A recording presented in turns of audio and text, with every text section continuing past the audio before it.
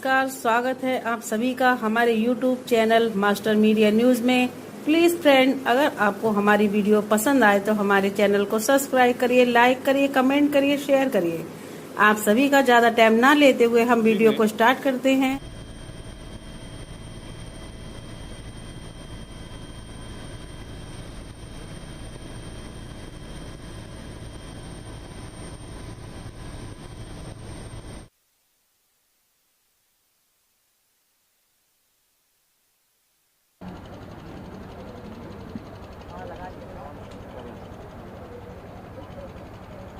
मित्रों, बाढ़ प्रभावित क्षेत्रों का आज मैं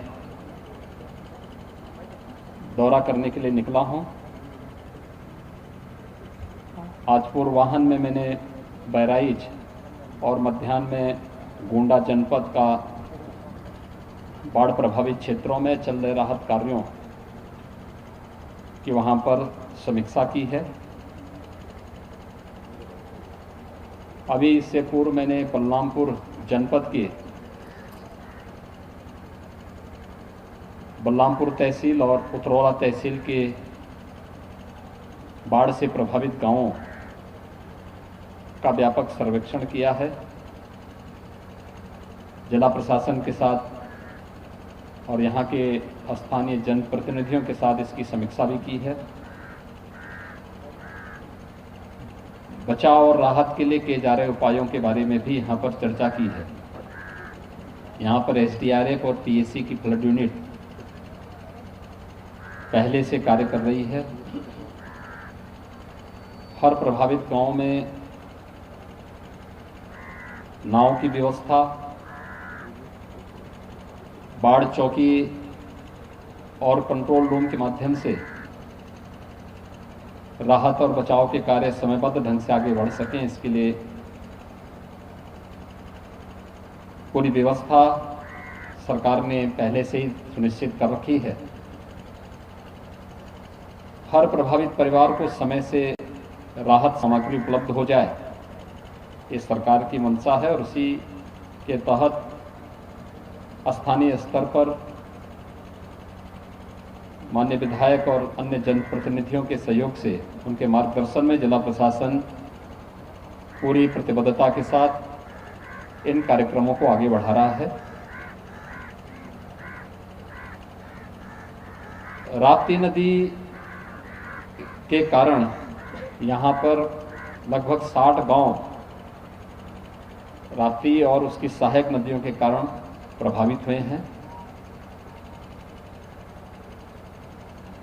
जिनमें सर्वाधिक बलरामपुर और उतरौला तहसील के ग्राम राजस्व गांव हैं। लगभग 60 से 65 हजार की आबादी इससे प्रभावित हुई है। युद्ध स्तर पर बचाव और राहत कार्यों को आगे बढ़ाने के यहाँ पर पहले से निर्देश जारी किए थे। आज मैं इसीलिए यहाँ पर सर्वे करने के लिए भी आया हूँ। पिछले कुछ दिनों से नेपाल के अंदर और पूर्वी उत्तर प्रदेश में भी भारी बारिश के कारण ये स्थिति पैदा हुई है। अगले कुछ दिनों में राहत मिलने की पूरी संभावना है, लेकिन बचाव और राहत कार्य युद्ध स्तर पर चले, सरकार का ये पहले से निर्देश है और उसके लिए पर्याप्त संसाधन हर एक जिला को उपलब्ध कराए गए हैं।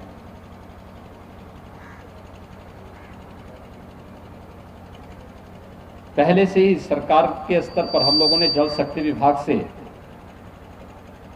नदियों को ड्रेजिंग करके चैनलाइज करने के अच्छे परिणाम देखने को मिले हैं। इतनी बरसात में जहां पूरा बलरामपुर जनपद पहले जल प्लावित हो जाता था, आज एक बड़ी आबादी को बचाने में मदद मिली है। बहराइच और गोंडा में भी हमने इस प्रकार का परिणाम देखा है और आगे भी जिन जिन जनपदों में नदियों को ड्रेजिंग और चैनलाइज करके बाढ़ बचाव के उपाय किए गए हैं, उसके अच्छे परिणाम आए हैं। राहत और बचाव के सभी उपाय करने के साथ ही सरकार ने यह भी तय किया है कि बाढ़ और जल जमाव के कारण बहुत सारी विषाणु जनित और जल जनित बीमारियां भी इसके बाद पैदा हो सकती है। 5 सितंबर से हर एक जनपद के लिए नोडल अधिकारियों की तैनाती करते हुए जनप्रतिनिधियों की देखरेख में स्वच्छता, सैनिटाइजेशन और फॉगिंग, छिड़काव आदि के लिए एक व्यापक अभियान चल रहा है, जिसमें स्वास्थ्य विभाग, नगर विकास विभाग, ग्राम्य विकास और पंचायती विभाग, महिला और बाल विकास विभाग, शिक्षा विभाग, इन सबको इसके साथ जोड़ा गया है। अंतर विभागीय समन्वय के माध्यम से बाढ़ से बचाव और राहत कार्यों को तेज करने के साथ ही बाढ़ के उपरांत जल जमाव और उसके कारण होने वाली तमाम प्रकार की बीमारियों से बचाव के लिए भी व्यापक पैमाने पर कार्यक्रम चले, एक अभियान चले। एक सप्ताह का 5 सितंबर से 12 सितंबर तक यह अभियान हर जनपद में, हर प्रभावित क्षेत्रों में व्यापक स्तर पर चलेगा, जिससे किसी भी प्रकार की जनधन की हानि, बीमारी के कारण रोकी जा सके। बाढ़ के कारण या आपदा के कारण किसी भी व्यक्ति की दुखद मृत्यु पर 24 घंटे के अंदर प्रभावित परिवार को 4 लाख रुपए की सहायता, मकान के क्षतिग्रस्त होने पर 95,000 रुपये की आर्थिक सहायता, नदी की धारा में मकान, अगर किसी का आवासीय मकान बह जाता है तो उसे मुख्यमंत्री आवास योजना के अंतर्गत एक आवास स्वीकृत करने की कार्रवाई, किसी के पालतू जानवर अगर इसकी चपेट में आते हैं, बाढ़ और किसी आपदा की चपेट में आते हैं, उनके लिए भी एसडीआरएफ के अंतर्गत जो अनुमान्य धनराशि है तत्काल उन्हें उपलब्ध कराने के लिए पहले ही निर्देश दिए गए हैं। किसी किसान की आपदा के कारण मौत होने पर, दुखद मृत्यु पर किसान या किसान बटाईदार, इन सबको 5 लाख रुपए की आर्थिक सहायता देने के लिए सरकार ने प्रावधान किया है। आपदा की संकट की इस घड़ी में हम सभी पीड़ित परिवारों के साथ में हैं। बाढ़ से बचाव और उसके साथ ही हर प्रभावित परिवार को राहत समय पे मिल सके, इसके लिए सभी जनप्रतिनिधियों के संपर्क में हम लोग पहले से हैं और सभी लोग स्थानीय प्रशासन के साथ मिलकर के युद्ध स्तर पर इस कार्यक्रम को संतोषजनक ढंग से आगे बढ़ा रहे हैं।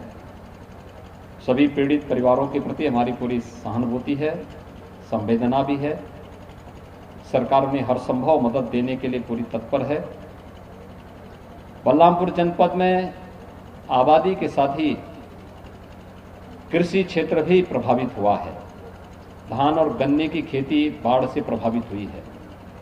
प्रशासन को इसका सर्वे करने के लिए अभी से निर्देश दिए गए हैं और इसके बाद तत्काल उन्हें, उन किसानों को, सभी पीड़ित किसानों को भी आवश्यक मुआवजा दिया जा सके, इसके बारे में अभी से अपनी तैयारी पूरा करने के लिए प्रशासन से कहा गया है।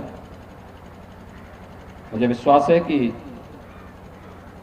इस कमिश्नरी में सर्वाधिक प्रभावित बलरामपुर जनपद हुआ है।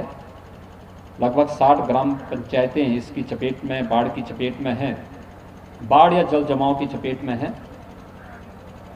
उसमें बलरामपुर और उतरौला तहसील सर्वाधिक प्रभावित तहसीलों में है। इस पर युद्ध स्तर पर कार्यक्रम चल रहे हैं और समयबद्ध ढंग से सभी पीड़ित परिवारों तक राहत सामग्री पहुंचे, यही प्रशासन को पहले से निर्देश भी जारी किए गए हैं और पर्याप्त मात्रा में संसाधन और धनराशि इसके लिए उपलब्ध भी कराई गई है। धन्यवाद।